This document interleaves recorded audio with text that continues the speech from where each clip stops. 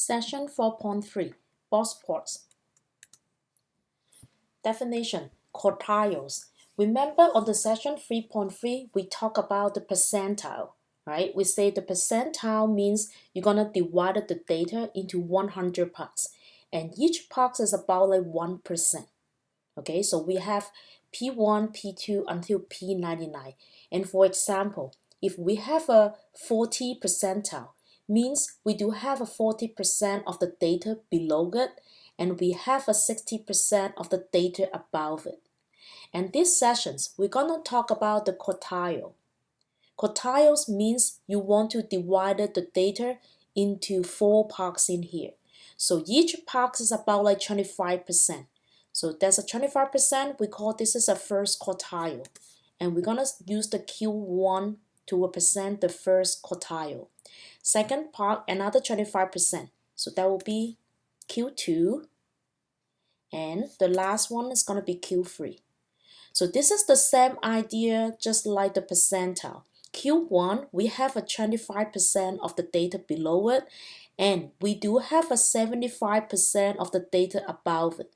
So this is equivalent to the percentile, the P25. Okay, one more time. P25 means 25% of the data below it, 75% of the data above it. That's the same idea with the first quartile, the Q1. Okay, 25% of the data below it, 75% of the data above it.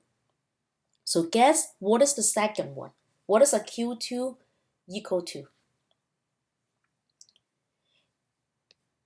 Q2, there are 50% of the data below it, right? So we be equal to P50. And for the Q3, there will be P75. Meaning that we have a 75% of the data below it, 25% of the data above it.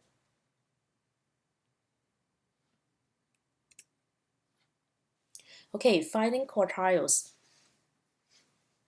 Students in one of the Alpha's statistic class were surveyed about the number of hours they study per week for the course.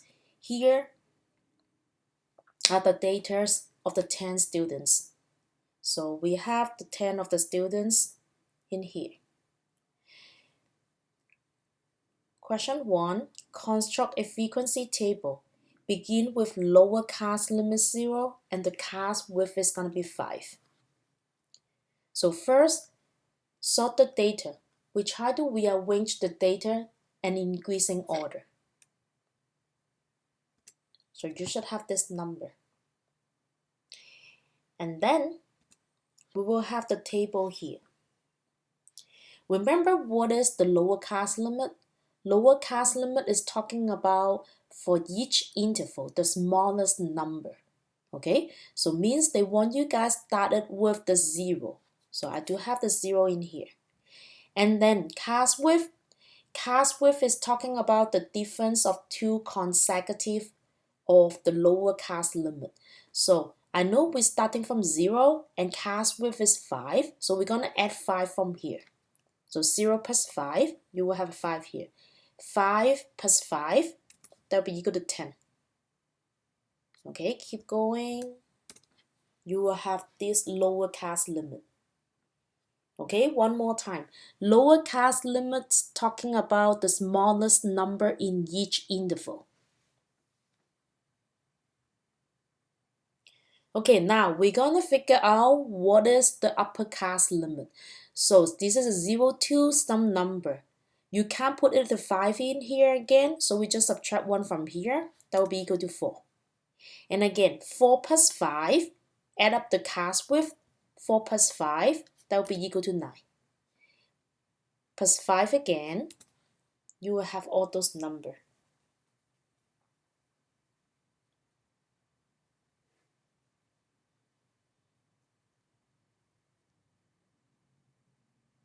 Okay, now figure out the frequency.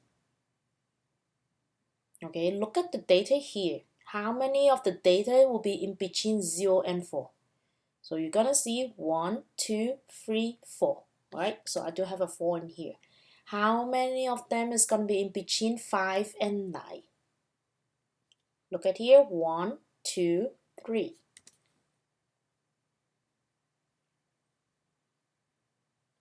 Okay, try to finish this frequency and then find it out sum of all frequency equal to.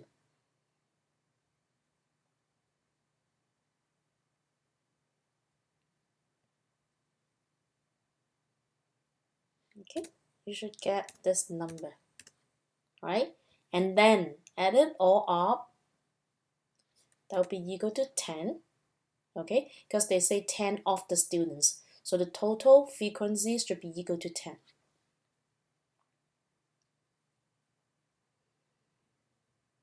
Okay, number 2, construct a frequency histogram.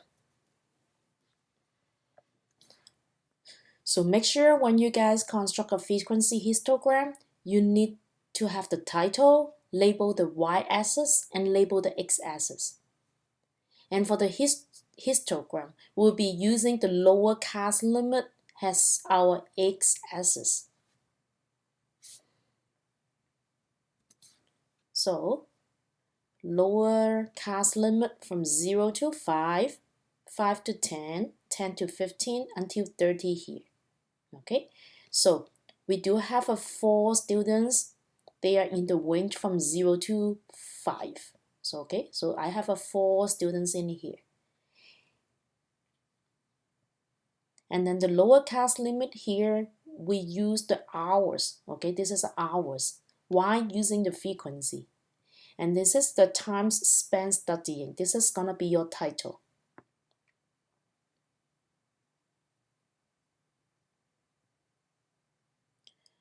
Okay, number 3, which is a better measure of the center, the mean or the median? So in order to answer these questions, we're gonna look at the distributions from here. What distribution is gonna be? Is it skew to the left, skew to the right, normal distribution, or uniform distribution? We could see the data is going to be going like this way. So this is going to be skewed to the right, right? Means the white tail is going to be longer. Even though here we're missing some data from here, but it looks like we do have a skew to the right. Every time when we have the skew data, skew to the left or skew to the right, we want to use the median. Okay, we want to use the median to be the measure of the center. If we have the normal distribution, okay, normal distribution, the bell shape, so we want to use the mean as the measure of the center.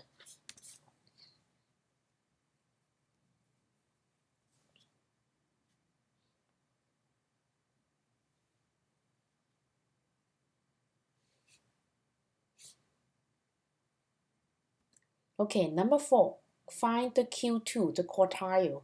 And the Q2, this means like the median. Okay, we could use the method from the chapter 3, how to find the median, to find the Q2.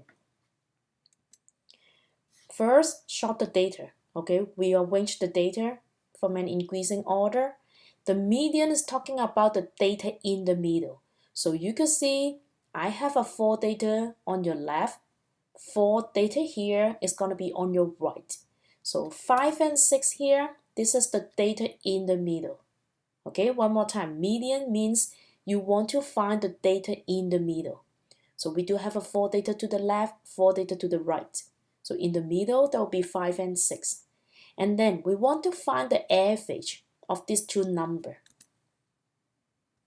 Okay, so add it up, divided by 2. So Q2 will be equal to 5.5.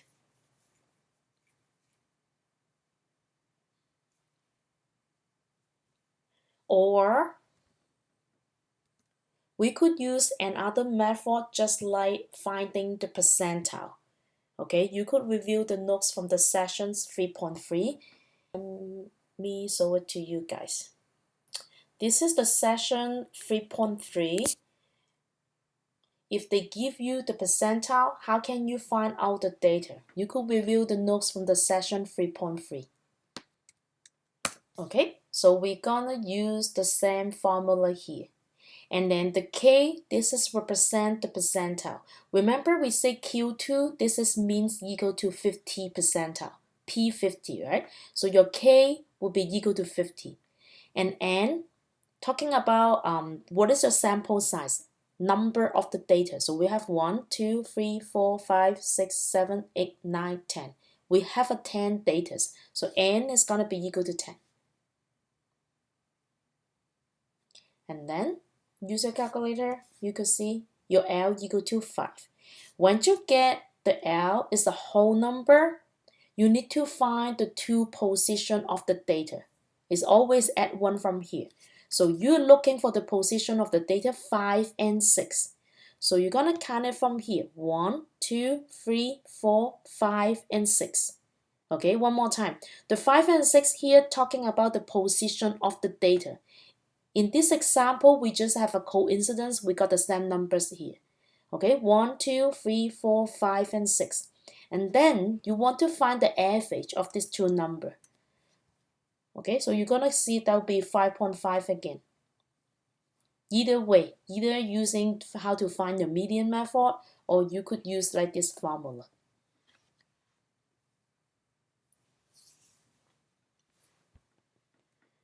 Okay, find the Q1. Q1, that will be equal to the P25, right? The 25 percentile. So we're going to use the same formula. Okay, Q1 equal to P25. So K will be equal to 25. And again, we do have a 10 data. So N equal to 10. And this time, we're going to get L equal to 2.5. And 2.5, this is not a whole number. Okay, when you get L is not a whole number, you want to round it up to the next whole number. Always round it up. So L will be equal to 3. And this is represent the position of data. Okay, find out the position of the data 3 here. So go back to here, count for it, 1, 2, 3. So your Q1 will be equal to 4 hours. Okay, you can see the difference between when you get the L equal to whole number or the L is getting the decimal. Okay, one more time. When you get the whole number, you want to find the two position. Always add 1 from here. And then count it from here, the two position of the data, find the average, that will be your Q2. And here, since we got the L equal to the decimal, we always round it up to the next whole number. And then count it from here, position 3, 1, 2, 3. So Q1 is going to be equal to 4.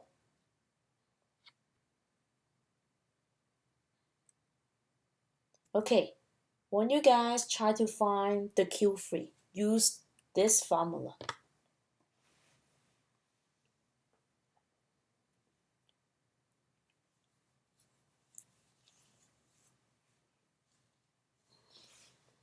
Q3 will be equal to 75 percentile. So K equal to 75.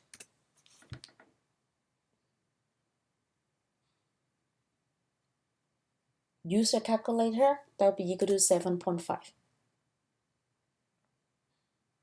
And this is not a whole number, so what are you gonna do? You want to round it up,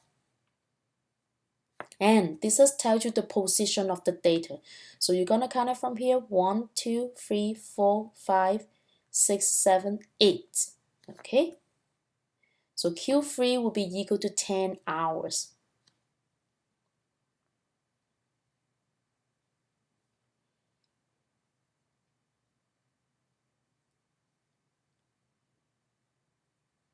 Okay, now you guys know how to find the Q1, Q2, and Q3. Next one, we're gonna talk about the interquartile range. Okay, we call this as IQR, interquartile range. You only need to find the difference between Q3 and Q1. That will be equal to your IQR. Okay, after you find the Q1, Q2, Q3, just use the Q3 minus the Q1. This is called the IQR, the interquartile range. Okay, let's try an example. In the previous example, we find the Q1, Q2, and Q3 for study distribution in hours, and we have the data in here. So use the formula. And tell me what you guys get for the IQR.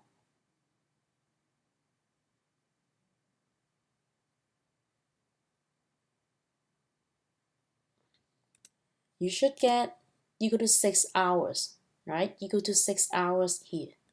Now, calculate the range. Remember on the chapter 3, we learned how to find the range, standard deviation, and the variance, right? The range will be the largest data minus the smallest data. So look at the data in here. The largest one is going to be 28, smallest one is going to be 2. So just subtract it. You could get 26 hours.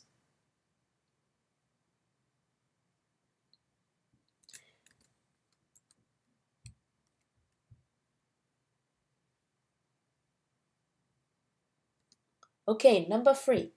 What do the IQR and the range mean in this situation? So we got like two answers here. One is IQR equal to 6 hours, and then the range that will be equal to 26 hours. And the IQR is talking about the difference between Q3 and Q1. And Q3 and the Q1 is talking about 50% of the data in the middle. Look at this picture. This is a Q3 and this is going to be Q1. When you subtract it, you're going to get the 6 in here. You notice that the data from the Q3 and Q1, we have the small spread out. And for the range, that's a 26. Right? The range is going to be 26, so we have the greatest data minus the smallest one. Since these two numbers, we do have a big difference. So we could tell we may have an outlier. Okay, we may have an outlier for this data.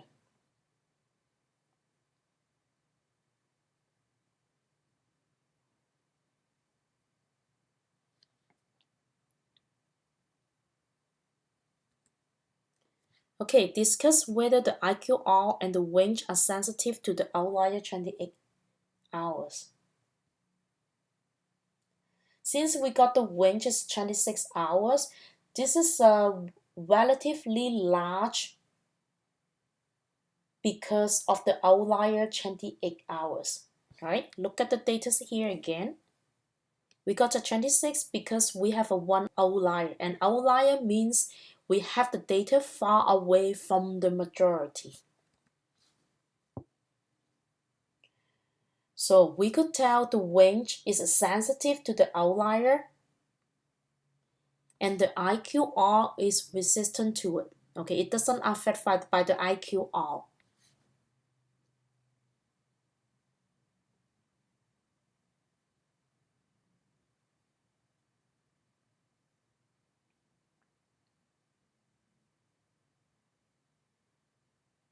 Okay, next one, we're gonna introduce the Boxplot. Okay, the Boxplot. And this Boxplot, we call this as a regular one. Means we don't care about the outliers. And you can see the picture here, we call this as the Boxplot. The first line here on the left hand side, this is gonna be your minimum. Okay, the minimum data. And then this line here, this is represent the data of your maximum data. And then this line here, this is called Q1, okay? The number you guys get it from the formula Q1. Second line represent Q2. The last one here, this is called the Q3. And then you could see the line from the minimum to the Q1. We call this as the left whisker. And then the line from the Q3 to the maximum, we call this is going to be the right whisker. Okay, and this rectangular box constructed by the Q1, Q2, and the Q3, this is going to be the IQR. Remember how to find the IQR, right? Use the Q3 minus the Q1, that will be the IQR. And we have this 5 number, minimum, Q1, Q2, Q3, and the maximum. And we call this as the 5 number summary. I want you guys highlight this one, 5 number summary. On the homework or exam, if I say the 5 number summary, I'm talking about the minimum, Q1, Q2, Q3, and the maximum. Make sure you know how to do that on the homework and exam. You will see this guy on the Math 227. Okay, one more time. 5 number summary. Minimum, Q1, Q2, Q3, and also the maximum. So after you get the 5 number summary, you could construct the box plot, just look like this one. When you guys look at the box plot, you could tell how the distributions looks like. For example, okay, this is my box plot. And they say if the median is close to the first quartile, median means like the Q2. If the Q2 close to the Q1, compare with the Q3 here. Or the upper whisker is going to be longer than the lower one. Then the data are skewed to the right. Okay, the data skewed to the right means whitetail is going to be longer. Second one, if the Q2 close to the Q3 compared to the Q1, or the lower whisker is longer than the upper one, then the data is going to be skewed to the left. Okay, left tail is going to be longer. Last one, you could see the box plot if your Q2 is in between Q1 and Q3, and these two lines are about the same. So we will have the normal distribution. Okay, one more time. What is the normal distribution? The frequency start low, reach to the maximum, go back to the low again, and it's about symmetric. Okay, and last thing, the box plot. The jump height in centimeters of 40 college soccer players. So we have the box plot in here. So think about it. Is the distribution of jump heights symmetric, skew to the left, or skew to the right? You could compare from here. Which one is going to be? Skew to the right, skew to the left, or that would be symmetric?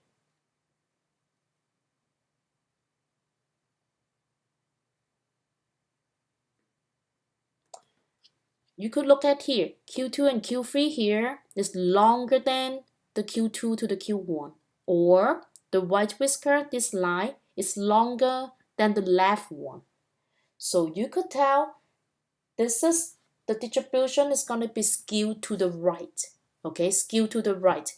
Just like this picture. Okay, Q2 close to the Q1 compared with the Q3. The white line is going to be longer than the left one. So this is going to be skewed to the right.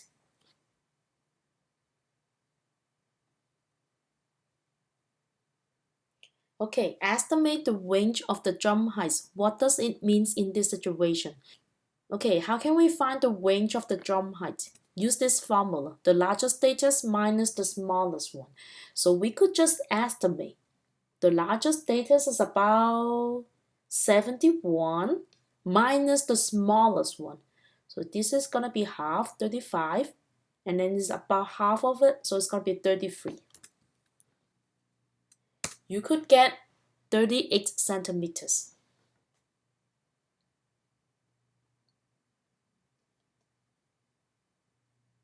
Okay, what does it mean in this situation? This means that all the jump heights are within 38 centimeters.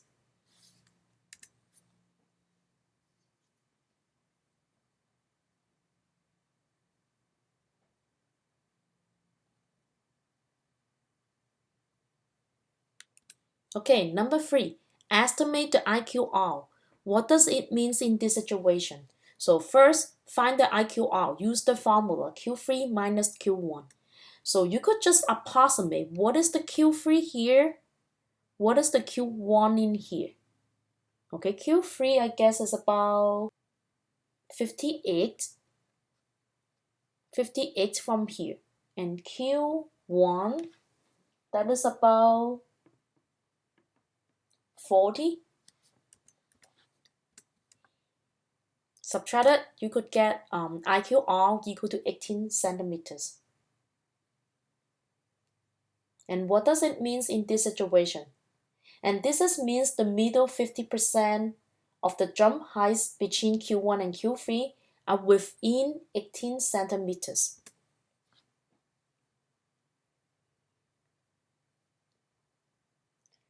Okay, we just talked about the regular Boxplot. Okay, look at it again.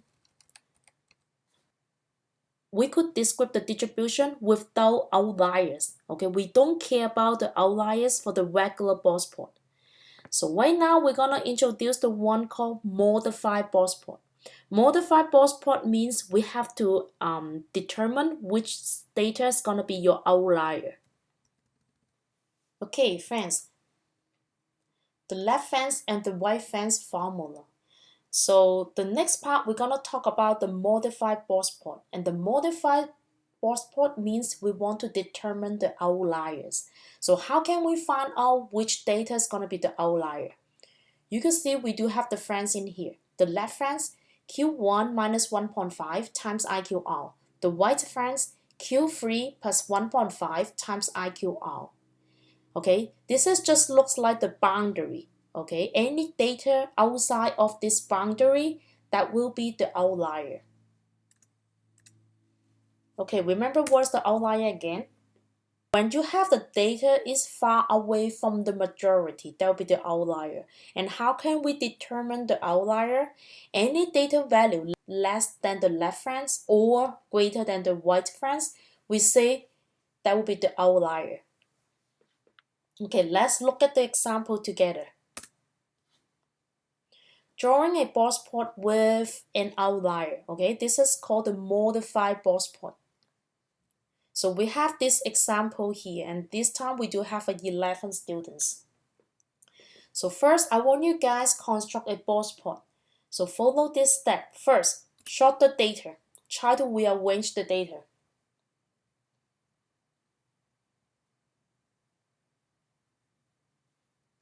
You could get this, right? Rearrange it. And then I need you guys find the 5-number summary. Remember what is the 5-number summary? You have a minimum, Q1, Q2, Q3, and the maximum. So try to find the Q1, Q2, Q3 first using this formula. Okay, remember how to do it? Let me show you guys the first one.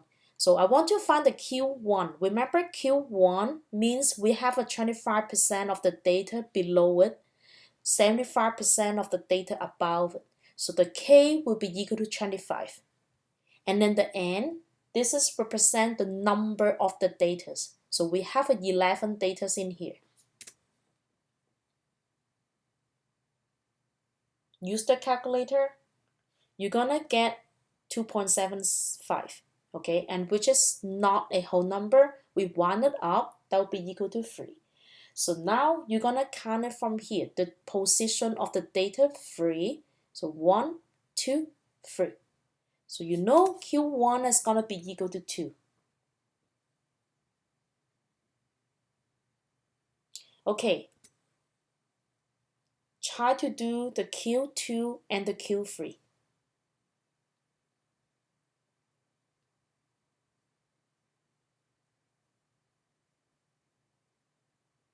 So Q2 means the K equal to 50.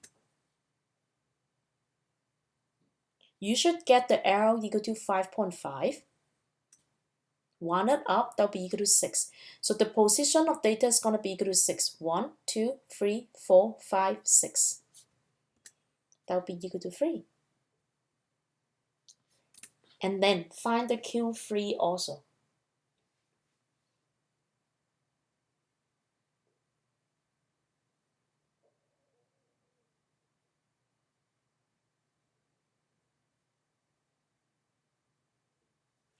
Okay, Q3, so K equal to 75.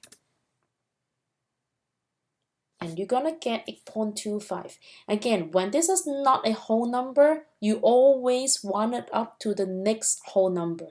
Okay, even though this is 2 less than 5, you still round it up to the next whole number. And that'll be equal to 9. So count from here. 1, 2, 3, 4, 5, 6, 7, 8, 9. So the Q3 is gonna be equal to 5. Okay, now write down the 5 number summary. What is your minimum and what is your maximum?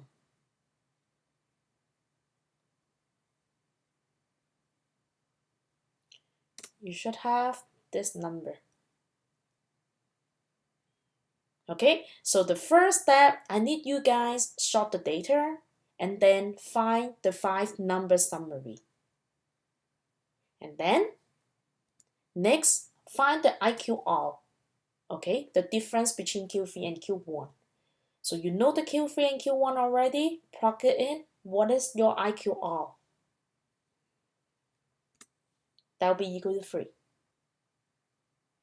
Okay, now find the fence. Okay, we want to determine if we do have any outlier. So we have the left fence and we have the right fence. So plug in the formula to see what you guys get.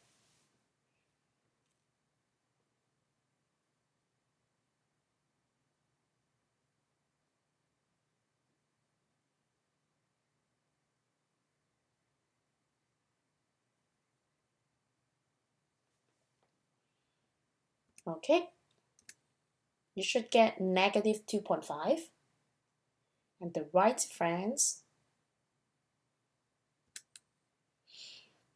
you should get 9.5. So we're gonna look at the data again. This is my data. And remember the left fence and the right fence, this is just give you guys the boundary to see if you have any outlier. So negative 2.5, you have the data 0 in here, right? So negative 2.5 is somewhere like here. And then 9.5. So 9.5, we're gonna cut it out from here. So any data is gonna be less than the left fence, or any data is gonna be greater than the right fence. Okay, we have the 12 in here. So you could tell the 12 novel here, that will be our outliers. Okay, one more time. After you find the left fence and right fence, you have to look at the data. Any data outside of this boundary, that will be your outlier. So the 12 is greater than 9.5. So this is gonna be your outlier. Okay, after we figure out outlier is gonna be 12, we have to find the 5 number summary again. So we have the minimum, it doesn't change. Q1, Q2, Q3 doesn't change. But right now, since the 12 is outlier, the maximum becomes the 16 here. And then we will construct the modified box plot. You can see this is the minimum, that will be 0. We have the Q1 equal to 2, Q2 that will be equal to 3, and Q3 that will be equal to 5. And the maximum becomes the 16 here. And then you can see the dot here, the dots represent the outlier. Number 2, what is the meaning of the outlier?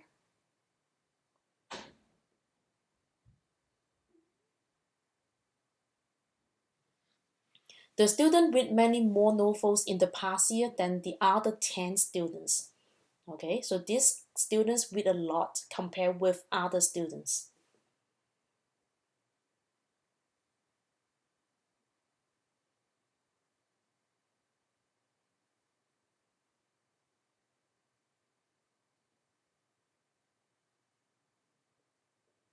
Okay, next example.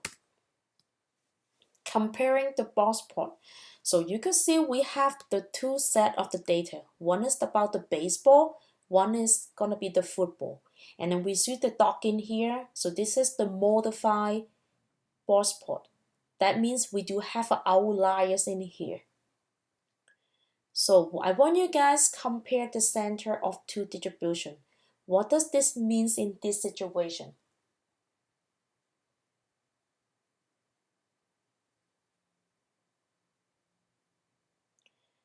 So first, since both of the data, we do have an outlier. Remember that when we have an outlier, which measure of the center we're gonna use? We'll be using the mean or using the median. We'll be using the median, right? Because we have the outliers, we don't want to affect the mean in here.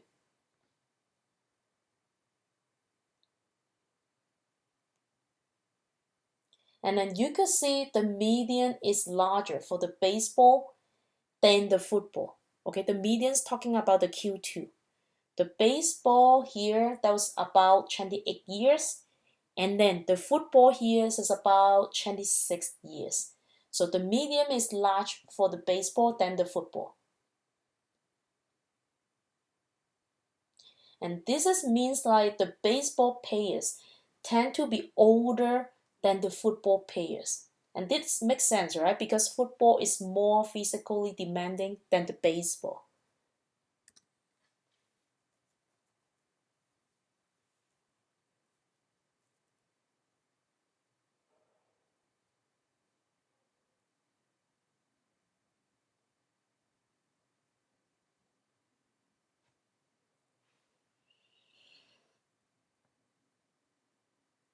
Okay, number 2, estimate Q1 and Q3 for both of the distribution. And what do they mean in this situation?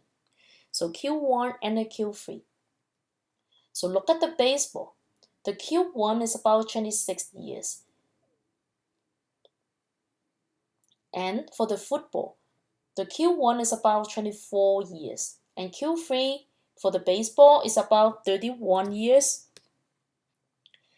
And then the Q3 for the football is about 28 years. So this is gonna tell us the baseball player is tend to be older than the football player, and which is gonna be match our conclusion in the problem 1.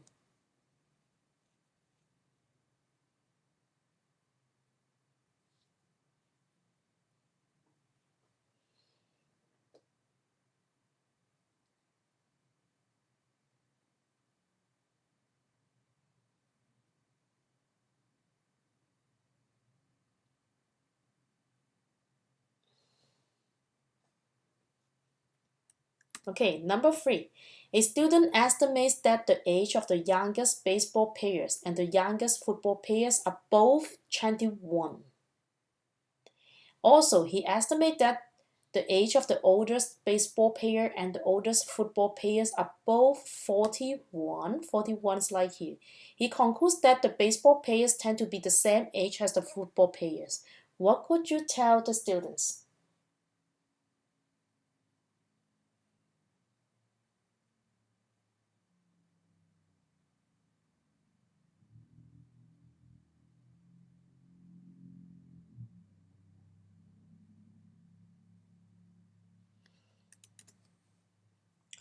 Actually, the student's comparison appeared to be correct, right? Based on the data from here, is also true. But you can't just only compare the age of the youngest player and comparing the age of the oldest player. Just like our problem 1 and problem 2, we could understand that the baseball players tend to be older than the football players.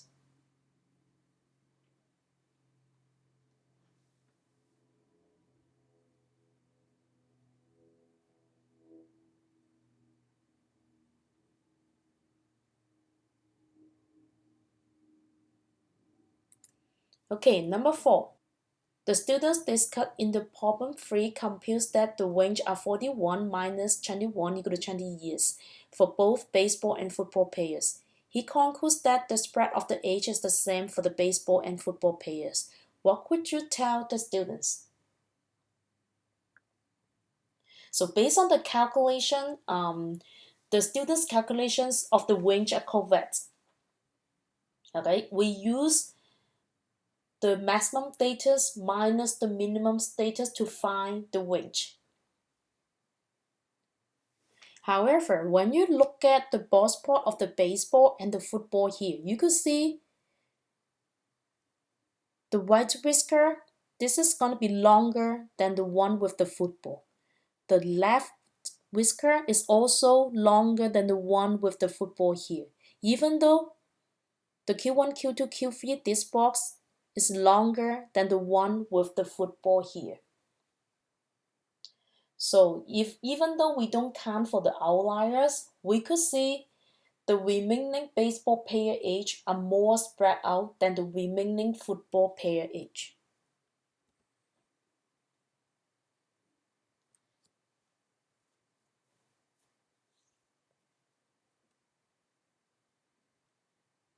That's it for the session 4.3.